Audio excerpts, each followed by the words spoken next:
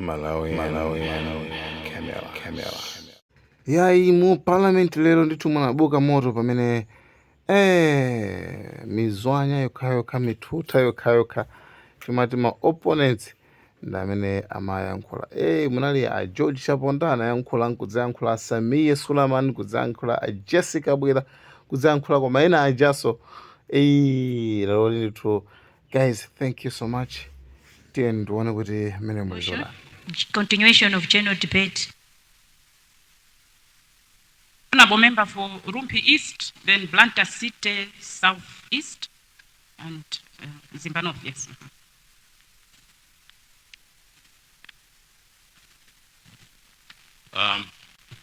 Good afternoon. Thank you, Right Honorable Madam Speaker.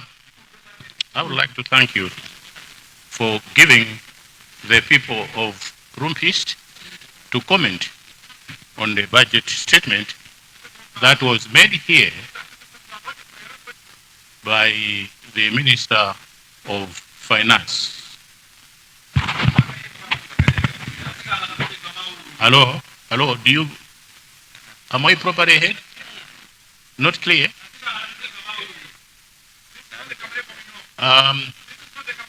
Madam Speaker, I would like to comment on 2 or 3 items that were clearly spelled out in the budget statement that was made by the Minister of Finance. I will dissect the statement.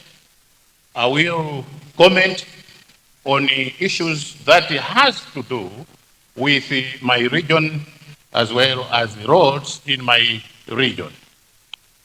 To begin with, Madam Speaker, may I, in a way, thank the Minister for outlining roads in the north that will be given attention as the budget is concerned.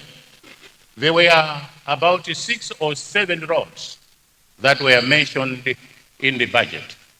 One is Ntalire Rumpi Nyika Road. Another one is Chiweta Karonga Sotu with Bwengo. That was also mentioned. Then Livingstonia, Pampa, this spoke only to Livingstonia Road. But that road continues up to Chitimba from Livingstonia, but it was not mentioned.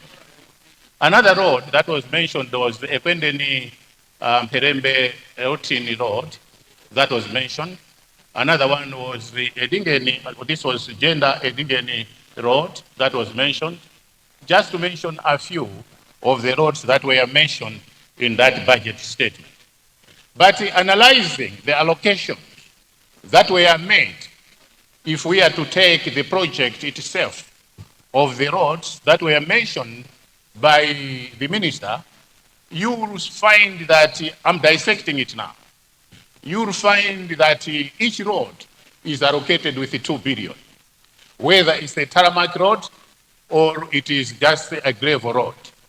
But looking at 2 billion that was allocated, whether it's a tarmac road or a gravel road, you'll see the injustices and the lack of reconciliation that would do wonders to the mentioned road.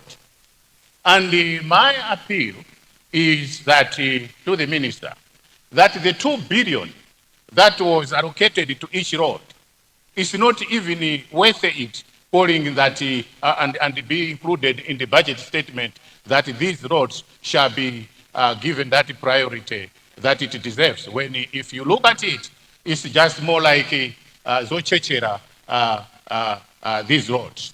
But also, and equally important, I'm equalizing now, the budget statement is that of Nkatabe, is that of Zuzu, Chikwina, Ushisha Road, which is also a strategic road that was left out entirely, which is a very, very disturbing way of actually coming up with road construction or reconstruction in the north.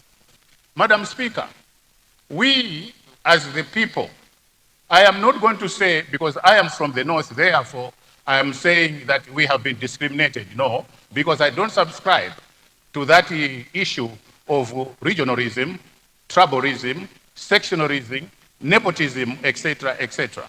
I say North, Central region, or Center and South and Eastern region, we are all one.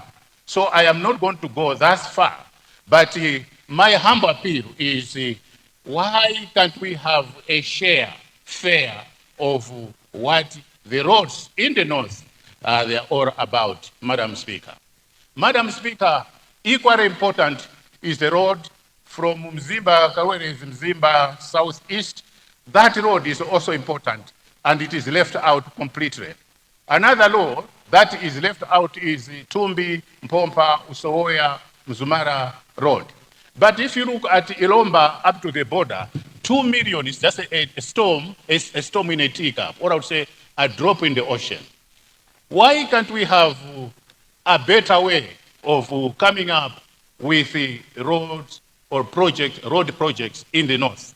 That is, if a budget would look at this year, we'll do roads from North and Central region. This is budget allocation. You give a substantial amount of money. Then the other year, you say this is part of Central region, Eastern region, and Southern region. This is what we shall. I know if we can do this, and it's my humble appeal, we might go far than what is there, just trying to please that here 2 billion, there 2 billion. Because if you look at the sense of 2 billion, if you have to construct a road, a tarmac road, nowadays we are talking of 1.8 billion that would do 1 kilometer road. So 2 billion is just more like a drop in the ocean.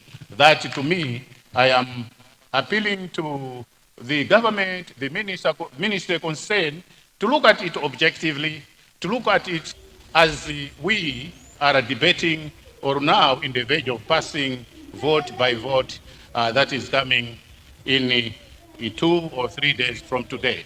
Why can't we revise?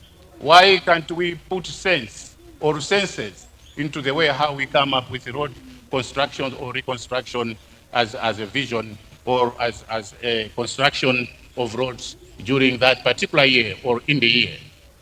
Commenting further, this budget is for two in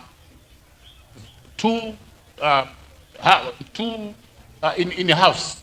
The other half, you are talking of the present government that is going to come up with a budget and put it halfway. The other half is going to be done by the government or administration that is coming in. It may be the same MCP or it may be another government, but that is very important if we are to look at this budget objectively. Are we indeed, this is a question that we are honest to our electorate, that this budget is going to do what it is intending to do or what it has been meant to believe that they are going to do that? Because this is the last budget of this cohort. And it's very, to me, I'm just sad that even the allocation themselves, I don't think that they will meet that particular objective or the object of what we are trying to do, Madam Speaker. Now, moving a little bit away from roads to now agriculture. In my constituency, Madam Speaker, if you look at the crop situation, in the past, we were relying on cassava. As you may recall, along the shores of Lake Malawi, all along, we have been actually depending on the cassava being our staple food. But now the climate has changed. We are no longer relying or depending on the cassava. Maize is all over. Now, in my constituency, Madam Speaker, the situation is quite dire. And the ADMAC is not functioning. The ADMAC depots that we had, they are closed down. And the people, they're in dire need of maize and where they can go and buy maize. Unfortunately, in my constituency, people would travel to Kalonga to buy maize. Rumpi district, which is a 90-kilometer distance to buy maize. But why are we subjected to this condition when in the past we had ADMAC depots within the constituency that people could just walk over and do that? Like places like Chiweta had a depot, Jalawe had a depot, Zoo had a depot, Mlowe had a depot, Chombe had a depot, Chitimba had a depot, Charo too had a depot. Now, these depots, they are no longer functioning And it is my humble appeal to the Minister of Agriculture to work out a plan so that we can rescue these people who are in dire need of maize and rescue them from a possible doom. Madam Speaker, Member for Rumpi East, you've actually exceeded your 10 minutes. much obliged. I'm now about to wind up, Madam Speaker. The budget itself is about 8 trillion. A national debt is 16 point something, as per the Minister of Finance, that he told us that by 24 September last year, the national budget was 16 trillion. Now our national budget is 80 trillion. You can see reconciliation there that is lacking. Are we indeed having a national budget with the national debt 16 trillion and the national debt 80 trillion? I don't Few think remarks, Honorable. that we have that budget. Anyway, Madam Speaker, Right Honorable Speaker, I wanted to see much more, but because my time has been eaten up, of which I appreciate by you listening, I therefore would like to say, Minister of Finance, please listen to my appeal. Thank you once again, Madam Speaker. Good afternoon. Thank you. Rumpi East, Blantyre City, South. Is it Southeast?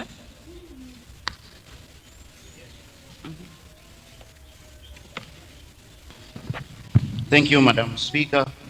Indeed, it is Blantyre City Southeast.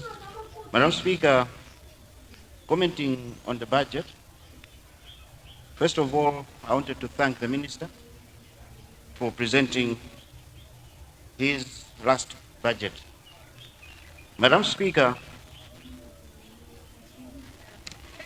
the budget that we have been presented with does not speak to the current situation that the country is going through. Madam Speaker, looking at the state of our country and economy, one would expect government to be saving or putting in place cost-saving measures, which I'm failing to see in this budget. As I speak, our government is almost broke. It's a fact. Shortage of food in the country, shortage of medicine in our hospitals, high prices of essential commodities that we need day in, day out. We can't even fix our own roads. I've seen for the first time, we are patching our potholes with doti. Very embarrassing. I don't know where government is taking those ideas from. We have forex problems. And as I said, this is the time that we should be saving as a country, so that whatever we save should go towards making our people's lives better. Madam Speaker, I have two issues. I wanted the Minister of Finance to take note. For the past 4 years, Madam Speaker, government has been collecting 15,000 kwachas from our smallholder farmers. If you total up for the last 4 years alone, it is over 1 trillion kwacha. I wanted to know from the Minister of Finance where this money is going, because it is not showing anywhere. It is a farmer's contribution.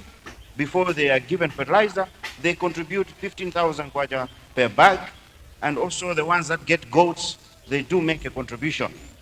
We just wanted to know, the people of Blantyre City Southeast, where is this money going? Because this should have been a startup for us. It's in cash. We just want to know where this money is going. Madam Speaker, secondly, I'm disturbed with 2 votes. I have vote for the OPC, which is 12 billion. State House, 67.3 billion. Madam Speaker, 67.3 billion translates to 5 billion 608 million 333 per month. Madam Speaker, it also translates to 186 million 944,444 kwacha per day. If you do the maths, Madam Speaker, State House is taking 42,062,693 kwacha taxpayers' money per hour. I'll repeat, 42,062,693 kwacha per hour. Madam Speaker, it also translates to 702,000 kwacha per second. You can do your maths. It's in front of you. 702,000 Malawi kwacha as your clock ticks. 1 second, 2 seconds, 3 seconds. Every second, Madam Speaker, 702,000 kwacha taxpayers' money is being eaten by State House. Madam Speaker, I have just 2 questions. Is our country that rich? Do we have that money that we can give to our president? 702,000 per second. 67 billion kwacha, Madam Speaker. I think we need to answer that question as leaders. Is our country rich enough to sustain this? I thought as leadership, they should have taken lead in showing the people of Malawi that yes, we are feeling the pinch with you. We are feeling the pain with you. As your president, as I've always said, as a servant leadership, I will reduce my, we did it in DPP, Madam Speaker. Ministers were getting half salaries. None of them there can volunteer to even get his salary deducted. They are busy chewing people, taxpayers' money, but they cannot plan austerity measures, Madam Speaker. My last question, Madam Speaker. Minister of Higher Education, you are rising on a point of order. Honourable Member for Blantyre City South, you have a point of order on the floor.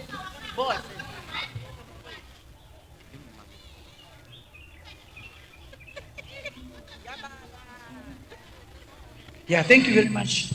I would like to find out if it's in order for the speaker who's just resumed his seat to delve into explanations that say they want explanations on money, when number one, when this budget was being delivered, it was made very clear that on the night that Dr. Kabwila was assuming power, the side of the very person speaking transferred money out of this country. They have never explained where this money is. I think it's they don't have the moral authority until they explain where they took that money. Let's be serious. This is taxpayers' money. The question is, let us know. You borrowed money from Afrexim Bank, DPP, and you said you are going to fix Kia, Kamuzu International Airport. Dr. Kabwila has come in and cleaned up the mess you left. Now you are saying you want explanations. So before he can speak, can they tell us where the money that was moved during when Dr. Kabwila was taking power, where is that money? Before you can talk, tell us, where is that money? Otherwise, you are risking arrest. We want to know, where is our money as Malawians? Number one. Number two, we have spent money paying back the bills they left in health, in education. Honourable They Minister. mustn't sit here Honourable and say Minister. Honourable Minister. Thank you. Thank you, Honourable Honourable Member for Blantyre City Southwest. You have the floor.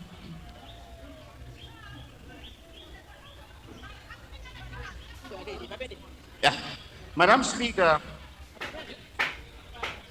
I was about to finish my statement, but let me respond. Madam Speaker, the likes of this honorable minister are the ones that have made President Kabwila's name go down in mud. First of all, let me school her, Madam Speaker, that a point of order is 1 minute. She's not an MP. She cannot come in here and tell me what to do. I am in charge. I am in charge here. And Madam Speaker, politics to please the president have not helped Malawi. They will not help Malawi. As I was concluding. Member for Blantyre City South. Yes. The honourable member and the minister is got the right to respond. She's a cabinet minister, so she can respond on the floor. So she's responding in her capacity as the Honorable Minister. Please. Thank you. Madam Speaker, I want you to rule on what she said. She said, I face an arrest. In her statement, you can rewind it, it's on her side. She said, I face an arrest. I want her to explain what arrest is she talking about and who will she be arresting me as. I want to know. I don't take threats lightly, Madam Speaker. You can go to the Hansard. I want her to explain what wrong I have done to face an arrest coming from the Honorable Minister. My life is in danger, Madam Speaker. I want her to explain what wrong I've committed by responding to the budget as people of Blantyre City South East. I represent, she does not represent a constituency. She represents her maid at home and her kids. She does not represent a constituency. I am talking on behalf of my constituency, and I want her to explain, Madam Speaker, rule on this. She said it live, it's recorded, that I face an arrest. Please, Madam Speaker, I need an explanation. Thank you, Madam Speaker. Blantyre City South East, Honorable Minister, the claims by the Honorable Member that you said he is going to be arrested.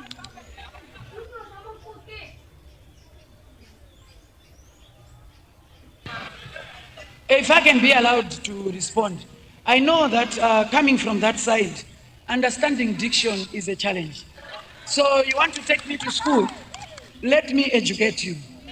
What I said, and you can replay, I said, this is what the DPP does, and your side faces arrest if you do not explain. And I want to repeat, when people have stolen, they will be arrested. And we shall arrest them unapologetically. If you can't explain where the money went when Dr. Jagera was being sworn in, yes, Malawians are going to arrest you. I was talking about your side because your side is full of thieves, is full of killers, is full of people who don't know what they are doing. And I can give you proof for the money. Honorable Minister, yes, can you have order, please? Honorable Member, Honorable Members and Honorable Minister. Yes, Honorable Minister of Higher Education. I just wanted to confirm you use the word that there are thieves and killers. Yes, well, is that parliamentary, especially the, yes, sorry? No. Honorable Members, I'm talking to the Honorable Ministers. Please resume your seat. I'm talking to the Honorable Minister. Yes, but I'm talking to the Minister on the same matter.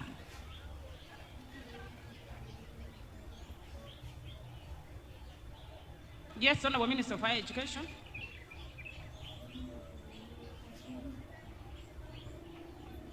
No. Honorable Member, before I've given you the floor, before anybody has raised this issue, I've heard what she has said, so I'm asking to clarify if whether indeed she used the word thieves, because that is not parliamentary. So that's what I wanted to confirm with her. Okay, let me start by the word killers. During DPP, people with albinism were killed. They can refuse if they want. So, during that time, they were doing it. If they are saying I'm lying, let's go to the records. Since we got into power, those with albinism are very alive. So, if they want me to apologize for giving it a wrong name, let me say there are people whom during their time, people were being killed. So, they are in administration that kills albinos. That's who they are. Let's talk about thieves. These people, during their time, money went missing. And they've not explained to Malawians. The roads they put are not working. And they're coming here to say they'll tell us what to do. No, we are Malawians. We are not going to be lied to. During their administration, people were being killed, people were dying. So you tell me who they are.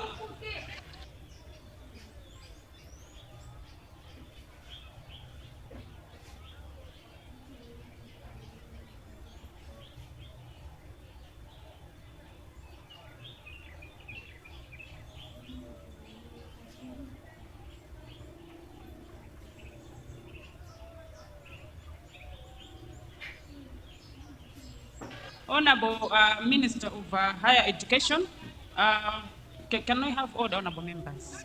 Yeah. Can I have order, Honorable Members? The Honorable Minister of Education, we always, when we're having debates, if that type of allegation is made, obviously the next question is for us to demand for evidence. If you want to put specific, so what I can demand from you with what you have said is bring us the evidence in my office to substantiate what alleging on the other side. Thank you. So, by tomorrow, 5 o'clock, bring them. Thank you. Yes. Honorable member, you want to respond on the same matter again? Blantyre City Southwest, I've already ruled. I don't think we should go back on the same matter. Thank you. Honorable member for Che, why are you rising? But I've already done two more points of orders on the same matter. Sorry? One more point of order. Is it on the same matter? No, I'm asking, is it on the same matter or on a different matter? Sorry? If it's on the different matter, I'll give you, but if it's on the same matter, I'll cut you. Thank you, Right Honorable Speaker, for giving the people of Nchew West a chance to stand on a point of order. I just wanted to request you, madam, that you should at least advise this minister to desist degenerating this house. They must be the last persons to be bringing issues of killing each other right here. Otherwise, some of us were still in pain because of Chilangao. So that's not fair.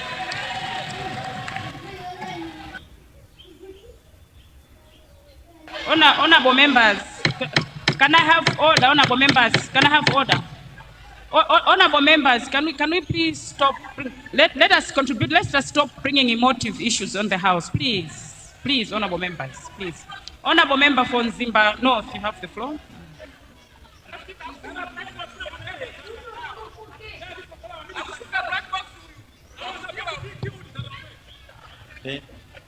Thank you, Madam Speaker. Good afternoon. So you can listen to Nzimba North in silence, please.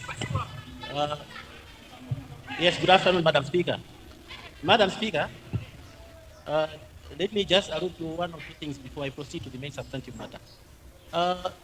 The Minister of Transport and Public Works pledged that he's going to do Njagwa, Ezondweni, Kafukule, Eswazini Road.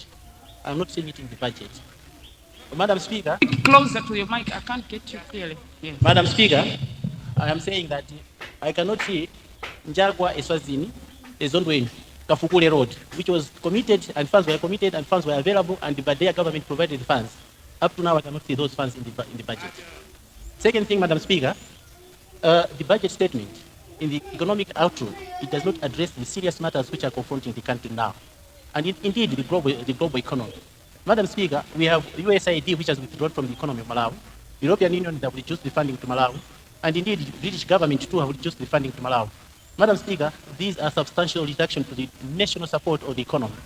And Madam Speaker, if these reductions are true, this budget is not a realistic budget.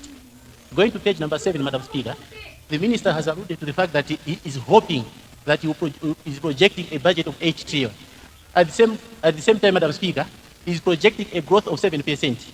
Madam Speaker, I don't want to use the word he's lying, but when somebody is hoping, he's not giving any confidence to the economy. Madam Speaker, it worries me when the actual Minister of Finance can project 7%. When last year, he projected 3.2%, he never achieved it, and even 1.9% he struggled to achieve it.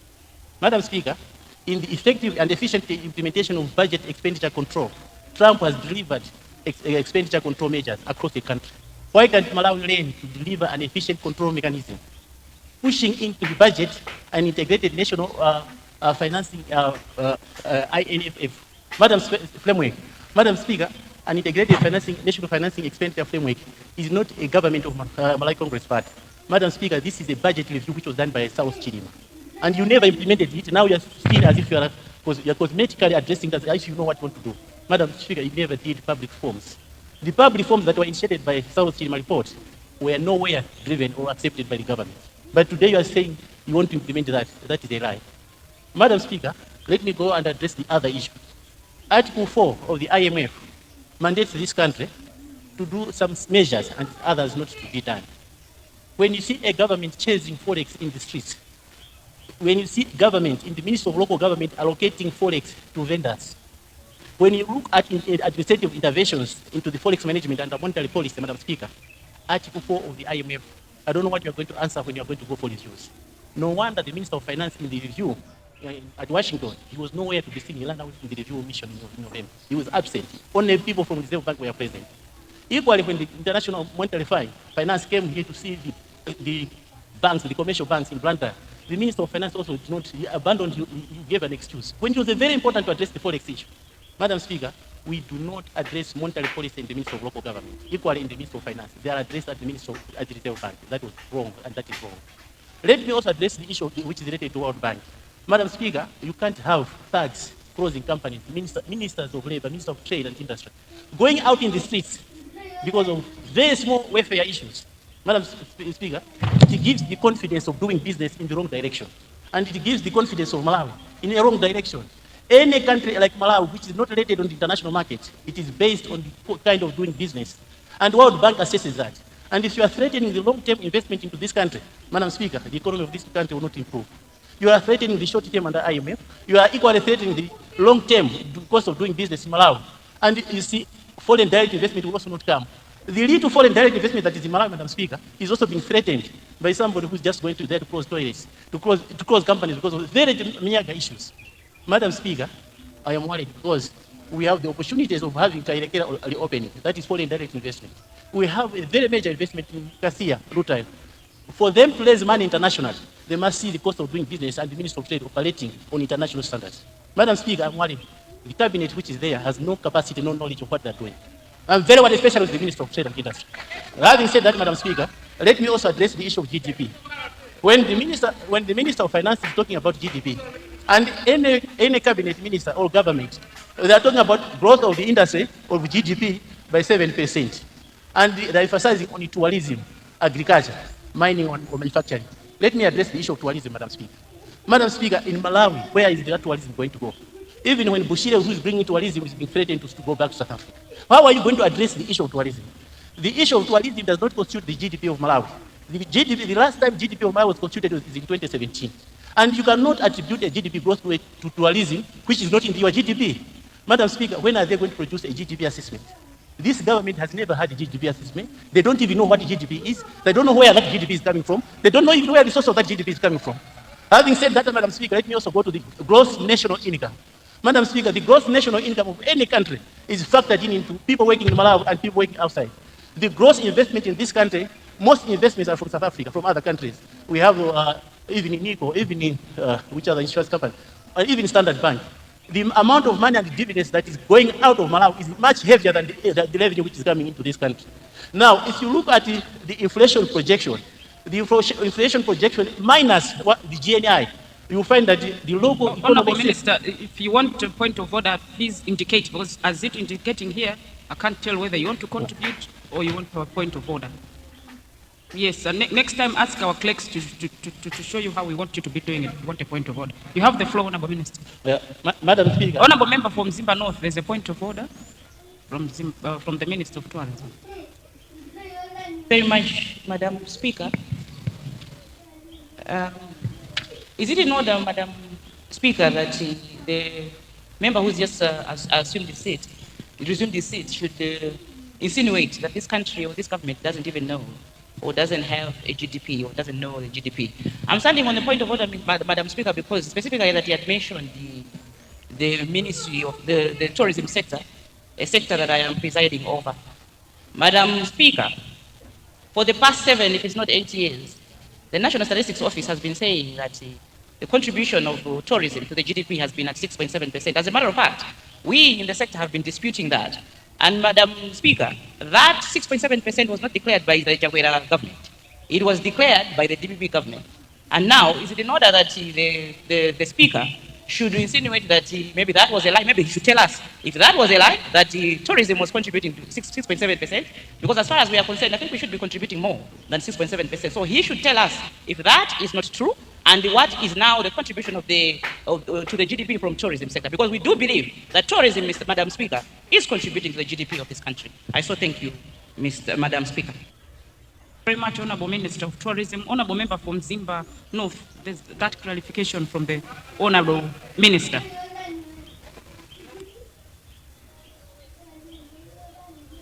Thank you, Madam Speaker. I'll never labor myself with ignorance. You only manage to respond to ignorance when somebody is responding to the facts. I have stated that GDP is classified for a period of time. The period when GDP was done and was assessed, it was under the GDP government in 2017. Even in that classification, the GDP did not include tourism. And now to reflect on a GDP, which has that tourism, I'm laboring myself to explain it. It is up to the minister to bring the evidence in this country that there's GDP, which she knows. Otherwise, this country has no GDP. No GDP calculation. No GDP calculation. Having said that, Madam Speaker, let me also labor myself to explain a little bit. We are going into the tobacco season. Most of the farmers, Madam Speaker, are suffering.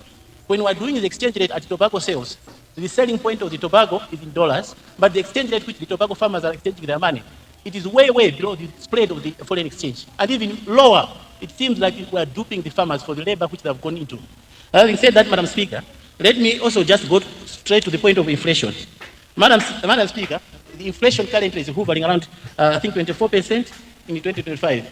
Madam Speaker, if you look at this inflation package, do we really have an inflation? Where is the source of this inflation? You will find that the source of this inflation, Madam Speaker, is coming from fiscal expansion policies, where the government keeps on expanding. At the same time, monetary pressures. The monetary pressures where even you are selling even forex to Kaunjika people. You are giving. Forex you are giving to Kaunjika people. Both foreign fiscal policy and monetary price, when they are expanding, the inflation is way, way above. So this inflation figure which is here, I think it is just a made-up inflation. It's not a realistic inflation to the economy. No wonder, Madam Speaker, when we come in, when I was chatting with Professor Arthur Peter Mtalika, in the next government, which we are going to struggle to bring the economy together, it will be very difficult to put a securitization model so that securitization model can finance and bring the economy to stabilization. That stabilization policy, Madam, it will not be just as easy. When they're talking about fiscal stabilization, you cannot do that when you are actually printing money. We call it seigniorage. Printing money without the permit of IMF, printing money without productivity, that is what is killing money. And this government is printing money without a productive capacity. That is worse theft than any other form of theft the economy can produce. You can't just print banks of money in 5,000 kwacha without the consent of the Reserve Bank governor, without the consent of IMF, and even when we're under supervision. That is very, very dangerous, man. And I've printed more than 3-4 times. Even we have a date of printing money in South Africa, which is very, very dangerous, Madam Speaker. I am not aware, Madam Speaker, whether they have a fiscal space of how they are going to address foreign exchange. Madam Speaker, foreign exchange and the price stabilization. Member, consider winding up. There was a point of order which disturbed you, yes, Madam. But remember you had already about 7+ minutes, and now you have 3 minutes, 21 seconds. So, yes. Madam Speaker, foreign exchange availability and foreign exchange management and managing demand should be coupled with supply side policies of foreign exchange supply. Madam Speaker, I am wondering whether this government has any measures to address this foreign forex availability. I am saying this, Madam Speaker, even if you incentivize productivity related to exports, if you don't have an integrated framework of how you are going to do it, it's very difficult to do it. Given an example for the northern region, the whole northern region has only one production economy, which is Chibuku. All the other sectors are not productive. One industry, the whole northern region, and yet we have a Minister of Industry and Trade, only one industry, Chibuku. All industries have collapsed. Come to Lilongwe. All PTCs have collapsed. All Admark depots have collapsed. Madam Speaker, how are you going to address the rural economy, to inject forex into the economy? It's very dangerous. No wonder shops now are getting vacuum. All the goods and services are not available. Finally, Madam Speaker, let me talk about debt sustainability.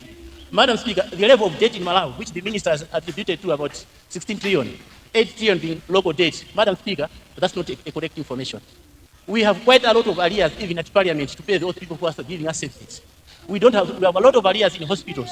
We have a lot of arrears in road funds where contractors are not yet being paid. Even the toll gates that we collect between Blantyre and Chithyola, there are so many potholes, contractors are not doing the job. Where is that money? Madam Speaker, this gives me an evidence that we are addressing the skeleton. The real problem is under which they want. I would love remarks, Honorable. One thing up, Madam Speaker, I have 2 issues to address. There are certain issues that have happened. I understand, Madam Speaker, with the no commitment to it. We have started operating and transacting again with SATA. And SATA has relocated to South Africa in Sandton. Is it true that we are buying again vehicles from SATA, which are 78 vehicles which are coming to Malawi? If that is the case, that is worrying, sir. The companies have just changed name, but they are the same companies of SATA, and because the building is in South Africa, I can show you the building and where you are transacting. Specifically for Malawi, it is very, very dangerous to this economy. Finally, Madam Speaker, let's avoid moving with money. Remember, we've almost done 13 minutes. Thank you, Madam Speaker. Let me thank you for giving the people of Zimba North an opportunity to address this Parliament. But very finally, Madam Speaker, let's avoid moving large sums of money in South Africa. South Africa is very dangerous, even if you are a minister. Thank you very much, Madam Speaker. Thank you. Minister of Finance, I've seen. Madam.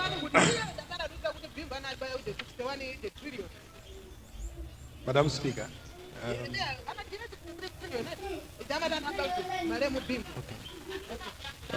Madam Speaker, by tradition, the minister responsible for finance and economic affairs comes at the very end to respond to some issues and probably put things into perspective. And I was supposed to come when the debate comes to an end. But there are times, Madam Speaker, that a minister stands up, as I have done, just to provide prompt responses on issues that I think have been misrepresented. Allow me, Madam Speaker, to indicate that this government, but also this cabinet, is quite aware of what GDP is. And I would like also to make mention, Madam Speaker, that when I was presenting a budget statement in this very house, I quoted quite a number of factors, including the GDP. And I have quite a detailed response to him, which I wanted to give to this house, that I respect him very much. He's a seasoned quantity surveyor. But when it comes to issues of economics, I would really wish that we debate off the house, because this is a house of record, and whatever we say is recorded. Madam Speaker, Malawi's GDP in 2024 was 10.84 billion US dollars in nominal terms and 40.74 billion in purchasing power parity terms. This is on record, Madam Speaker. Madam Speaker, the GDP is the total value of goods produced and services provided in a country like ours during a one-year tenure or term. Madam Speaker, I would like to make mention that much as we appreciate the contributions from honorable members, our expectation is that when members stand up, they contribute to issues that we take note, that would also help to redesign, reshape, and perfect our budget. We cannot just center much on criticism, Madam Speaker, without providing solutions. I wanted to conclude, Madam Speaker, by saying we have an integrated framework. He has mentioned something to do with, Madam Speaker, issues to do with production, issues to do with foreign direct investment, but also issues to do with forex. I would like, Madam, through you, to remind the House that in the first MCP government, we laid the foundation of development in this country by coming up with quite a number of industries and companies. History is there, Madam Speaker, to judge us that it is not Malawi Congress Party government that closed the shops. 26 years of other regimes closed down all the shops. It is us now that we are coming in to revamp, rejuvenize, and bring back industry. I think that's the reason, Madam Speaker, that today we are talking about Malawi Development Corporation Holdings Limited coming back. It is now, Madam, that we are also thinking of coming up with a very robust mining industry sector in this country. Madam Speaker, it is therefore naive if somebody stands up in this house and mislead the house. Finally, Madam Speaker, issues to do with debt sustainability. The Malawi Congress Party government doesn't believe in fictitious reporting. What we reported is exactly what is on the ground. So when you are saying that the debt we announced here is not reflecting the actual debt, then he has to give us what is the debt of Malawi now, because what we say is what is on record, and we believe that what we provided in this country is a true reflection of both domestic and external debt. For your information, Madam Speaker, as I sit down, we are doing debt negotiations, and our debtors are responding positively, and very soon, Malawi is going to recover, and recover to the dismay of many people who are doubting that Malawi's economy will discover. Thank you, Madam Speaker. Thank you, Honorable Minister of Finance. Honorable Member for Nchisi South, Honorable Leader,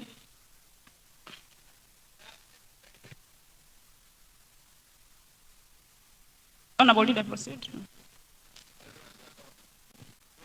Honorable, I would like to withdraw because the Minister of Finance has done more than justice what I wanted to address. Thank you.